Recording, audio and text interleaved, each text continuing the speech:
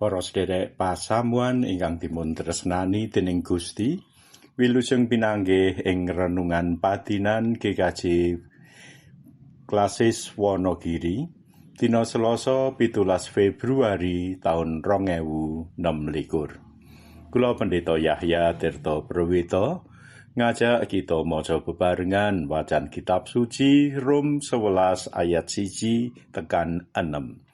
Lan kawaca ayat 5 tekan 6 Lembaga Alkitab Indonesia Basa Jawa taun 1994. Mangkono uga saiki ya ana wong-wong sing cacahe ora akeh sing wis dipilih dening Gusti Allah awewaton sih rahmate. Dene pamilihe Gusti Allah kuwi ora gumantung saka penggawene wong-wong mau, nanging alandhesan sih rahmate Gusti Allah piyambak. Menawa pamilihe Gusti Allah mau gumantung saka penggawene utawa labete manungsa marang Gusti Allah, sing diarani sih rahmat mau banjur wis dudu sih rahmat maneh. Para sedherek mekaten waosan kitab suci ingkang rahayu kang nampa sabda pangandika lan ngestokake ing uripe. Haleluya. Amin. Para sedherek, dina iki 17 Februari taun 2026, pasamuan Gereja-gereja Kristen Jawa sak sinode mengeti lan mahargya 95 taun adege sinode GKJ. Kawiwitan ing parepatan sinode kapisan manggon ing Gereja Kristen Jawa Kebumen tanggal 17 tekan 18 Februari taun 1931 kepungkur. Saka 5 klasis lan 11 pasamuan ing Jawa Tengah sisih kidul. Saiki ana 33 klasis lan 347 gereja sing sumebar ing 6 provinsi ing Pulo Jawa. Lan uga ana sinode GKSBS, Gereja Kristen Sumatera Bagian Selatan, sing asale saka pasamuan Gereja Kristen Jawa sing ana ing Pulo Sumatera kabiyakake dadi sinode dhewe ing tanggal 18 Agustus taun 1987. Para sedherek, wong dipilih dening Gusti Allah iku adhedhasar sih rahmate Gusti Allah piyambak.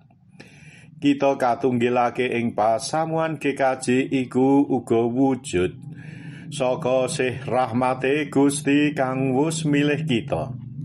Pancen bener menawa saka wong tuwa sing Kristen anak-anake wiwit cilik uga dipasrahake marang Gusti srana nampa pratandha baptis.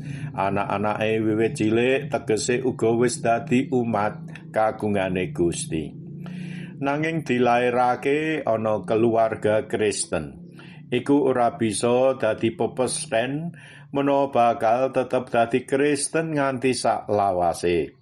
Senajan gawe prihatin wong tuwa lan pasamuan tetep wae ana kedadian warga sing ninggal patunggilan pasamuan lan ngakoni sahadat liya.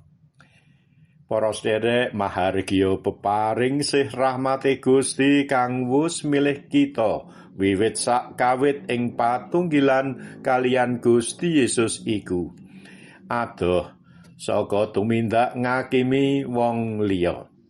Saben ana warga pasamuan sing mundur saka patunggilan pasamuan, sing ana iku ya mung rasa prihatin lan nelongso. Ya gene peparing sih rahmate Gusti kang aji, malah ucul saka uripe. Pancen ngandelake kekarepan lan kekuatane dhewe iku dirasakne luwih santosa tinimbang ngesorake diri urip nampani timbalan ing sih rahmate Gusti.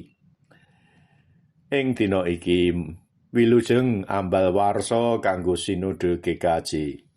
Lan mugi kita sangsaya tumuwuh ing kapenuhaning sih rahmate Gusti. Amin. Tuntunan kanggo nyuraos. Sinten ingkang tansah panjenengan suwunaken ing pandonga supados uripe tansah mbabarake sih rahmate Gusti lan ora ngandelake penggawe lan tumindake dhewe. Monggo ndedonga kanggo pasamuhan kekaji sak sinode. Kita ndedonga. Duh Gusti, mugi kawula kasantosaaken gesang nunggil ing sih rahmatipun Gusti.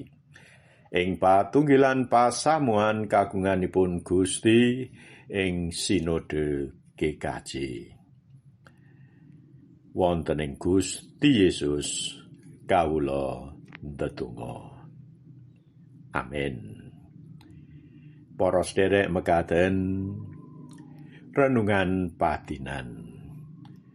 Mugi Gusti paring berkah dumateng kita. Amin.